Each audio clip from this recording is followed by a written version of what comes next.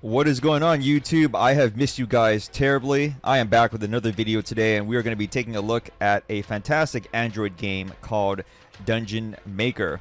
Now, before I get rolling here, I want to let you guys know that this is going to be a very lengthy video. I'm going to be talking your head off about all the various aspects of this game. So feel free to use the timestamps that I have created to go ahead and jump to a topic that might interest you immediately, and that way you don't have to sit here and listen to me talk on and on. But for everyone out there that doesn't mind, go ahead and sit back and relax. I have a lot to go over. So let's go ahead and start with who made this game. Now, there is another game called Dungeon Defense, which I also played and I absolutely love. That game got over 1 million installs. It was rated very highly. I think it's currently rated 4.83 out of 5 stars, which is impressive considering it's 2 years old. And I didn't realize that the developer, known as Game Coaster, which is also a Korean indie dev, and I seem to have a fetish for these type of guys. I don't know what's going on. My other game that I like, Planet Master, is also from Korean indie dev, but I digress.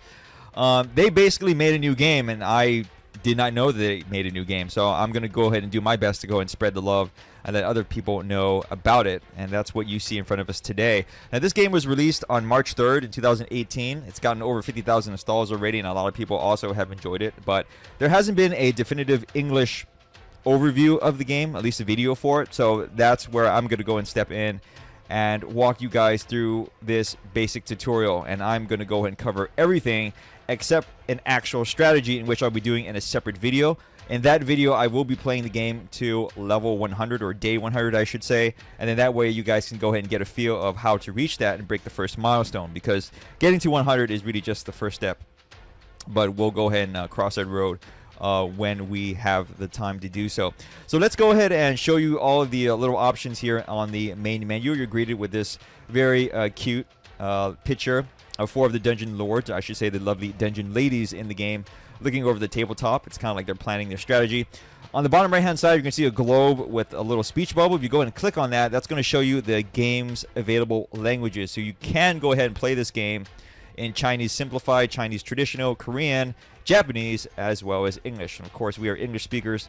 We're going to go and set the game to English. On the left-hand side, you're going to see 3 buttons. They're nice, bright, and colorful, and what they do is pretty self-explanatory. The first button is the cloud button. This game uses Google Play Games as its cloud save. You can go and save to the cloud anytime you want to. You can also go ahead and load from the cloud anytime you want to.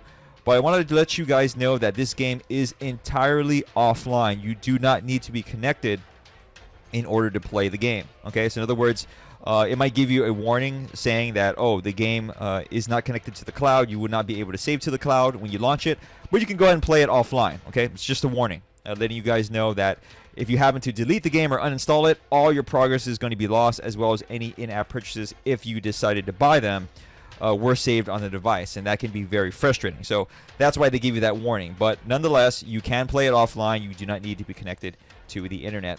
Now, the next button is something very familiar for those of you who are familiar with Google Play Games, and I think I just said familiar twice, third time now.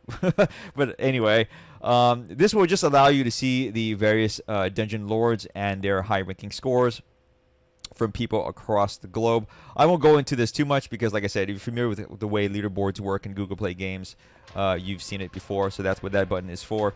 And then finally, achievements button is to show you all the available achievements in the game. And I always like looking at the achievements of a certain game because it kind of gives me a metric on what to look to, like what is end game, how much content is in the game. You notice that there are some Google Play games out there where they don't really have much in the form of achievements, and that is kind of a red flag to me, in that it might be a pump and dump game. It's one of those things where a developer copies and pastes assets from another game, and they don't really put a lot of love into it, so they don't really have many achievements. But when a game has a lot of achievements, that means that, yeah, there's a lot of stuff to do, and that is always a good sign. So there is that. Let's go ahead and move on to the options and show you what they are all about. Very, very sparse and basic. You have your volume control. You have your sound effect control. You can go and turn them off and on should you choose to do so. You also have show damage, which is going to show numbers during gameplay. And I personally don't like showing damage, but I'm going to go ahead and leave it on in this video because I want you guys to see what it looks like, as well as it's good for newbies to the game in that you can see how well your units are doing, as well as how well your dungeon lord is doing. But I personally don't really need it. You'll start to get a feel for the game after a while. But that's that. Now this little option on the left hand side is kind of an enigma. It says decency mode. You can go and turn it on and turn it off. Basically, this is a bonus from the developer. He decided to, or they decided to, introduce a mode where the game is a little bit less, how should I say this, bouncy. There's a lot of lovely bounce in this game, okay? A lot of the characters in this game are female, and a lot of the characters bounce. And they have a very cheerful, innocent bounce to them. For whatever reason, if that hurts someone's sensibilities out there, I'm not going to judge you. Hopefully no one judges you. Go ahead and enable decency mode if you don't like the bounce.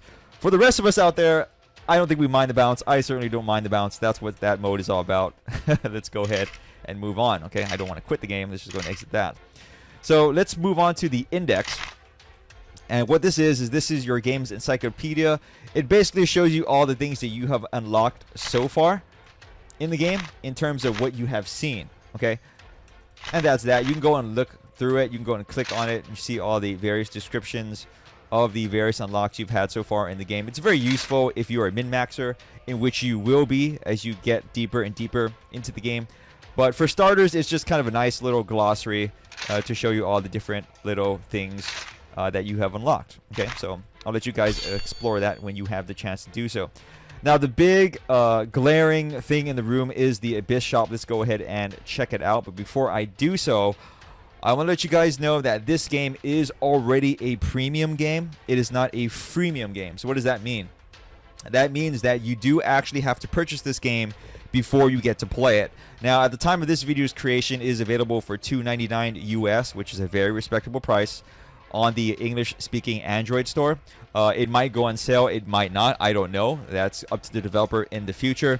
But I do feel that if you are into this type of game, you're going to get a ton of content for that price. Now, it does have an in-app purchase store, but the developer themselves even warn you when you access it for the first time that all of the in-app purchases, which you see in front of you right now, are completely optional. You do not need to buy these things at all. They are all unlocked by playing the game.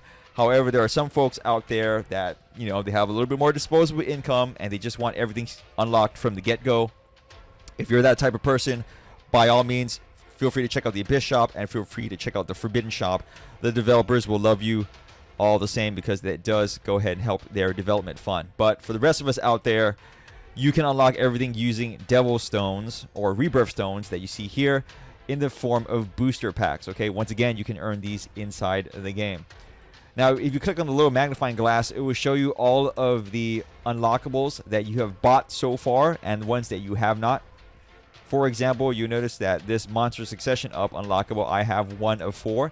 That means that when I bought a booster pack, I was able to get 1 of them, and there are 3 more available. Okay, Starting Monster Up, for example, is another one. I unlocked 2 of them, but there's 3 total, so that means there's 1 more that I have yet to unlock, etc., etc. You can see this for all the other unlockables in the game that you have yet to get. So there's a lot of stuff to grind for before you get everything. All right, and that is that, guys. So that is the introduction to the title screen as well as all the various options. Let's go ahead and move on and start a new game. All right, now when you click on the new game button, you will be brought to this lovely little screen right here, which is the Dungeon Lord selection screen. And now before I get rolling here, I want to let you guys know the source language for the game is in Korean. And what that means is that in the other languages, Chinese traditional, simplified, Japanese, as well as English, you are bound to get translation errors as well as translation oddities. So some things don't make sense and they may be a little bit confusing. You're just going to have to roll with the punches as the developer eventually patches them out or decides to change them outright. Now, the first thing to note that is in this game, you are playing a Dungeon Lord, which is going up against a bunch of heroes. Now, heroes in the game are not your player characters or your units. They refer to the enemy units, and sometimes the heroes can be referred to as a singular hero or multiple heroes or anything that has to relate to a hero. That basically is the enemy, and you do not want those bonuses, okay? So if you see something that gives a benefit to your hero or a hero or something like that, Like I said, it might be a translation oddity or something of that sort, but that's actually a bad thing. What you want to see is Dungeon Lord, which brings me to the next point. Dungeon Lord does not refer to one of the monsters that you control. Dungeon Lord is the main player character, and which one of them you see in front of us right here, Lilith, the succubus. And it's also pretty painfully obvious that all of the Dungeon Lords in the game, and let's go and go through them right now, Lilith, Elizabeth, Rebecca, Emma, Tanya, Floria, and finally Mariel, these are not lords, they're ladies, okay?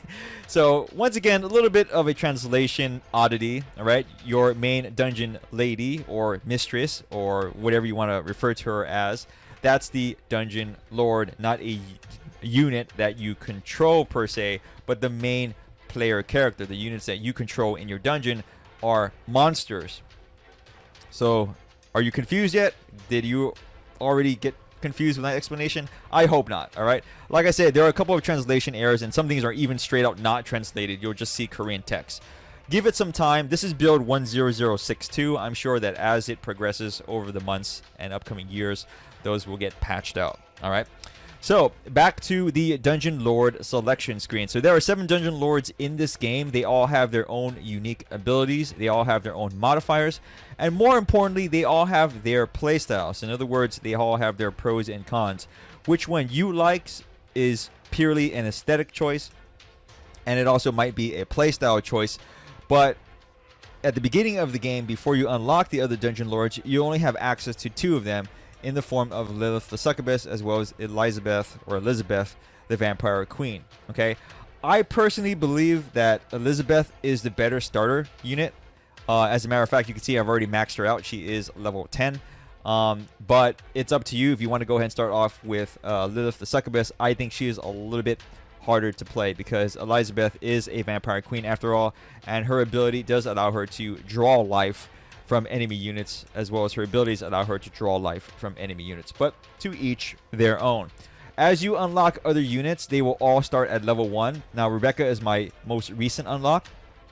She is a Lich Queen, I believe, unit. And you can see right here that she is at level 1, and she only has one of her abilities open to me. So that means if I start a new game with her, I'm stuck using Shadow Arrow, and I cannot use the other abilities. Whereas if I chose Elizabeth, the Vampire Queen, I already unlocked her other abilities that you can see right here. Her starting one is Bite, her secondary is Vampiric Impulse, and her third one is Bloodlord. And on the right hand side is her progress bar. Now as you level your Dungeon Lord up, not only do they unlock new abilities, they also unlock new modifiers. Okay, and at the very end, you'll get the best one. And they also start off with additional units. So that is it for the Dungeon Lord selection screen. For the purposes of this tutorial video, we're going to go ahead and use Lilith. I want to level her up anyway. She's currently at level 8. We want to get her up to level 10. And let's go ahead and move on to the main game.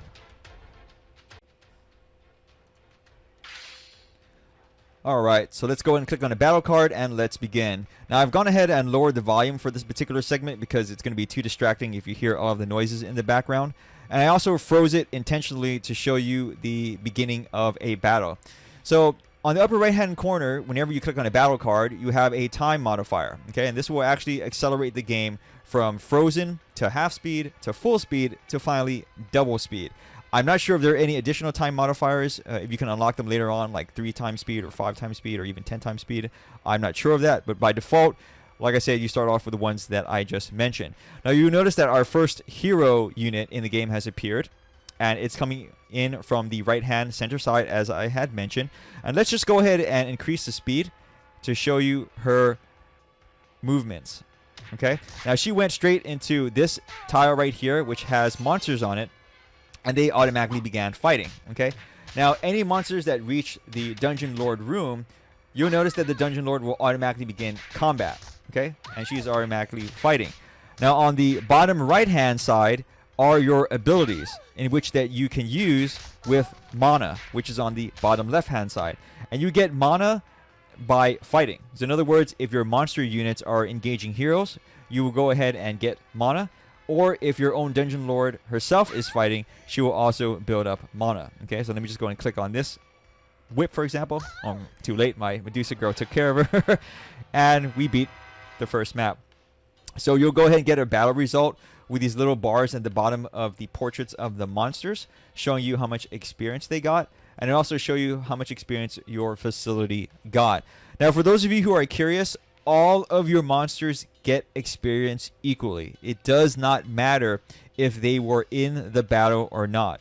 So, in other words, if you are fighting and your monster is in the roster, they will get experience. They don't actually have to be on the battlefield to get experience, okay? However, the more monsters you have in your roster, the more, I believe, experience is shared in between them. I can't for sure be certain about that. There might be a penalty to that. But nonetheless, your monsters do level up with you, okay? But they are not left out if you don't have them in a battle, okay? So I just want to go and throw that out there. Now, for the battle rewards, you always get a small amount of gold. This amount of gold is completely random, and you also get a reward in the form of these cards right here. Now, you can go ahead and click on the little question icon to go ahead and show you what the different cards do. I won't go ahead and go over these because they are pretty self-explanatory. But these are completely randomized, okay? And what you get will completely depend on your run and your current situation. So, for example, I want this, which is a room. Once I click that, it will show me the room on the left-hand side, and then it will ask me where do I want to put the room. So this is a blank tile. If I put it here, I can go ahead and click on the install button, and it will go ahead and install that room and that tile. However, if I already have an occupied tile and I click there, it will ask me, do I want to enhance or level up that tile, or do I want to go ahead and switch the tile?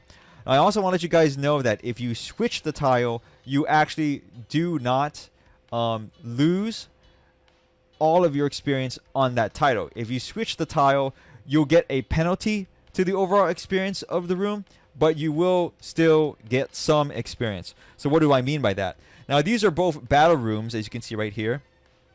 Arena battle room level 1 as well as battle room level 1. If I enhance that tile, it's going to go up to level 2. Okay. However, if I swap the tile, it's going to be at 43.5%. So like I said, you do get some experience refunded to you, but it's not a lot. All right. It's actually better to enhance if you have the option to do so if you want to upgrade a room rather than switch it out. But sometimes other rooms are just way better with their abilities than the tile that you are replacing, and then you might want to go ahead and make the switch. For our purposes, we're just going to go ahead and install the arena in that tile right there. Now, once you do that, you'll always be brought back to this room, which is the monster deployment phase or setup, okay? And this is about to enter you into the following day. So remember how I showed you earlier in the video how to deploy monsters? We're just going to go and click the monster that we want, and we're just going to go ahead and dump them into the tile, okay? And then we're going to go and click OK. Any other information that we need to know? Of course, we have none. And then it's going to move us into the next phase. And there you have it for that. So let's go ahead and show you a event tile and what that's all about. So whenever you click on an event, it's going to give you a random thing. Okay, it's completely random. It can be beneficial, it can be negative, it can be neutral, whatever. It's up to you to decide how to deal with it. So for the purposes of this tutorial, I'm just going to go ahead and click on accept. And what it's asking me is, please give me a random monster and we'll see what happens. Okay, I'm going to go and click on Goblin because he's not deployed. You notice that there's not a red icon, which means that he's not currently deployed. He's currently in the waiting roster. He's basically on the bench. Okay, I'm going to go ahead and select him, and he just got boosted to 5 stars, which is a very good modifier. Now, what may have happened is that he might have actually been lost into the void and become deleted from my roster. So that's a chance you have to take, and that's what event cards do. They're completely random modifiers. Okay, so I see a dungeon card up there, which I want to go ahead and access. So let's go ahead and do a few more battles to access the dungeon modifier card. And let's go ahead and speed up the battles now that we're a little bit more familiar with it.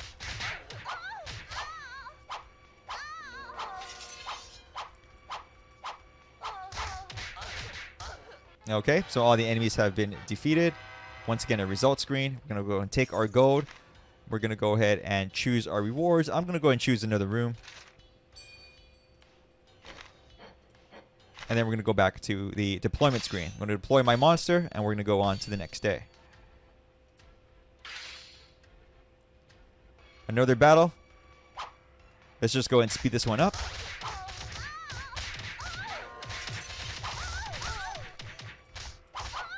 And a victory. Right. Get our gold. And this one, we're going to go and choose a monster egg. I'm going to show you what that does. That's going to give you a random monster. So we go and click select, and we got 3 random monsters. All not very good. Let's just go and pick the Shogun. I can never pronounce that correctly. We're going to pop them right there. We're going to move on to the next day. All right, so let's go and click on this dungeon card and talk about it. So whenever you click on a dungeon card, you get these 3 wild modifiers. They're always the same. You can rest your dungeon lord and give her some HP back. You can go ahead and upgrade a random facility, or you can go ahead and train your units to become elite. So let's go and click on the upgrade button and show you what it's talking about. So these are 3 rooms that I have in my dungeon right now. If I click on any of them, you notice that it says upgrade and a modifier will be added to it. Okay? And that's how that works out. Let's go ahead and click back and click on train. If I click on any unit of my choosing, it will be upgraded to elite. So for example, my Medusa girl, which is my current bodyguard for the dungeon lord, if I click on her, she will turn elite and her stats will have a significant boost. You see her attack is 29, her defense is 14. I click on that. Her life total jumped up significantly. Her attack went up to 41 and her defense went up to 20. And this is true for any unit that you click on. Just keep in mind that the higher your unit and the higher its stats, the more that it will get a boost out of training it. Okay, so obviously a crappy unit like this level 1 slime, if I click on it, you can see that its boosts are not really that significant versus the Medusa girl, a huge jump in stats. So of course we're going to go and upgrade her because she is the bodyguard for my current dungeon lord. And then finally, let's go ahead and click on the merchant. And I think this is going to be the last thing that I talk about, at least in this segment anyway. And the merchant window allows you to do various things that you can get at the end of a battle, but it'll also allow you to do these 2 options right here, which are not available at the end of battle. Let's go ahead and talk about them. Now, special room upgrade as well as monster fusion are the things that you unlock as you play the game more and more. Now, remember that recipe list that I showed you earlier? This is how you unlock them in the game. So in other words, for example, monster fusion, if I click on that recipe list, you notice that I got that Shogun unit from earlier, but I don't have a Lizardman girl. Now, if I had a Lizardman girl, this icon would light up and it would show me that I can go ahead and form Thetis. And that would actually have a little indicator right there that would say 1 or 2 or whatever, meaning that I have units available right now that I can go ahead and fuse and make. Okay? And that's the same thing with these special facilities. You notice that these facilities right here have requirements to go ahead and unlock them. Okay, and this is where you would unlock them at a merchant. Otherwise, merchants allow you to purchase more units, or more monsters, I should say. They'll allow you to combine monsters that you currently have to make a stronger one. They'll allow you to sacrifice units to upgrade your dungeon lord. In other words, if you're playing a dungeon lord that's very focused on combat, like Emma, for example, you want to go and use this to buff her up a lot. And then finally, you can also go ahead and construct additional rooms. So we have 147 gold right now. Let's go ahead and show you these 2 things and how they work. Let's go ahead and combine monsters first. So let's say I have 2 really crappy monsters that I don't like, right? Like these 2 slimes, right? Level 1 slimes. These guys are pretty trash. Let's go ahead and select them, and the game will go ahead and combine them and give me a random unit. Now, your random unit that is produced from monster combining is always more powerful. It never is worse than the 2 units that you combine it with. Okay, so go and keep that in mind. You can never get a worse unit. You're always going to get a stronger one. However, the unit type is completely randomized. If I put those 2 slimes together, I could have got a 5-star unit. It is completely up to RNG. Okay, so since I got a salamander, which is significantly better, let's go and put them out front and center. And then let's just go ahead and click OK. And then it's going to bring us back to the merchant screen. Now, if we go ahead and click on construction, it's going to choose randomly from 3 rooms that we can make. Let's go ahead and just choose that because that's another battle room that I can install. And then I'm just going to go ahead and click it on right there. And that is that. Okay. And let's just go ahead and exit out of the store. And then we're going to go ahead and continue on our way. Okay, and that is pretty much it. So what I'm going to do right now is I'm going to go ahead and end this part right here, and then I'm going to go ahead and crossfade once I get to the boss battle. So I'll see you guys then. Alright, and through the magic of editing, we are now at the end of our first dungeon segment. Let's go ahead and enter the boss battle and show you what it looks like. It's actually not really that impressive in reality. But as you can see right here, in the boss battle on the bottom right hand side, we currently have the Gigantify as well as Life 20 modifier.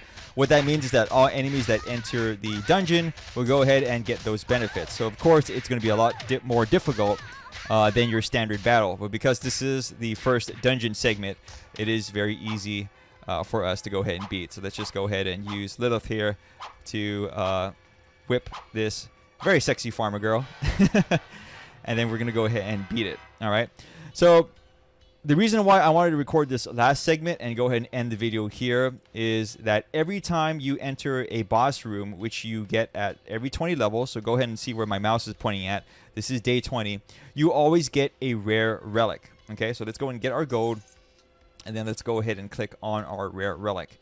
Now, the rare relic is randomized to a point. You always get 2 random relics that you see right here. So in the center of my screen, we have Demonic Fruit, and we have Shadow Priest's book. But you also always will get a pickaxe, meaning that you are able to expand the dungeon by 3 tiles. Okay, and the 3 tiles will always show up in front of the Dungeon Lord, meaning that you'll get 3 empty spaces at the front of the Dungeon Lord, not 3 empty spaces randomly thrown onto the dungeon, like at the top or at the bottom or on the right hand side where the entrance where the heroes come in from. Okay, so the reason why I want to end the video here is that this is very important in planning out your runs. If you're a new player, I always suggest that you expand your dungeon at least once through your runs, and I actually expect you to do it early on because it allows you to plan out your rooms a lot better. You might have access to a really powerful artifact early on, or relic I should say, and you're going to be very tempted to use it. But I can tell you from experience right now, if you're starting off, it's always worth it to go ahead and get those 3 additional tiles, and then that way you can go ahead and plan your dungeon in a much more efficient manner. That will always overshadow something that is like a super uber artifact or relic. Okay, I know it's very tempting, kind of like this demonic fruit. It's almost like forbidden fruit, right? It's very tempting to pick up these relics, but trust me, you really want to go ahead and choose the pickaxe, usually as your first boss option, if you already did not get that modifier at the beginning of the game. Because sometimes at the beginning of the game, the beginning of the run I should say, they will give you the option to go and expand the dungeon. And if you go ahead and choose that, then feel free to do whatever you want to once you reach day 20, which is your first boss reward. Okay. Whew. All right, guys, my voice is very tired. That is it for my Dungeon Maker tutorial, my English tutorial. Anyway, what I'm going to go ahead and do is work on a level 100 run. That's going to be a pseudo tutorial. I'm going to go ahead and record my progress from day 0 to day 100 to show you guys how it's done. Of course, this is a roguelike game. There's a little RNG involved, but I actually have developed a lot of strategies that I want to share with you guys on how to progress. Now, if you're someone that wants to discover this all of yourself and you don't want any spoilers whatsoever, you don't want to know the overpowered stuff and all the secret tech and whatnot, feel free to end the video here. I hope you found it useful. Thanks for stopping by. Thanks for watching. For everyone else, feel free to subscribe to my YouTube channel. I'll be posting that video hopefully within the upcoming weeks or upcoming month, whenever I have time to do the video. And then that way you can go and check it out if you haven't already done so yourself, okay? But I think that once you pick up this game, you're going to be pretty addicted because it's pretty fun and it's pretty grindy. 2 things that I like. And also the artwork is very adorable and very bouncy, okay? So I do have a website. It's called boxinacorner.net. I try to keep it updated. It's a big happy squirrel on the title of my website, so feel free to visit it there. If there's anything you want to message me directly, either YouTube or on the website, feel free to do so. I'm always available. I do read every comment and I do read every message that is left, okay? There's a reason why I have that option enabled in YouTube. Do not think otherwise. The reason I have it enabled is that way I can get notified of your messages. And that is that, guys. So thanks for watching, and I will see you in the next video.